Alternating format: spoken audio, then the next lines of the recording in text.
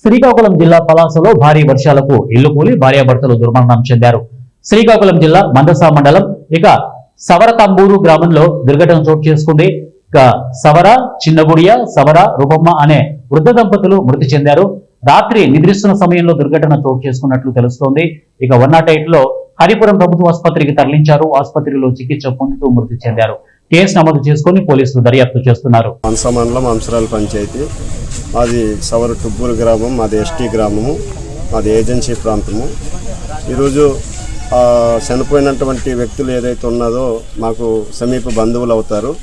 నిన్న అకాల వర్షాల వల్ల కురవడం వల్ల వాళ్ళు ఉండే ఇల్లు మట్టి ఇల్లు కావడం వల్ల ఈరోజు ఆ మట్టి ఇల్లు దీనమైనటువంటి పరిస్థితి గిరిజన కుటుంబాలు మీకు అందరికీ తెలుసు. ఈరోజు ప్రభుత్వాలు కూడాను ఈ గిరిజన కుటుంబాలని ఆదుకొని ఈరోజు గిరిజన స్థితిగతులను మారిస్తామంటున్న ప్రభుత్వాలు ఈరోజు కనీసం స్వతంత్రం వచ్చి 70 ఏళ్ళు అవుతున్నప్పటికి కూడాను ఇది సౌకర్యం లేకపోవడం అనేది చాలా బాధాకరంగా మేమైతే భావిస్తున్నాము.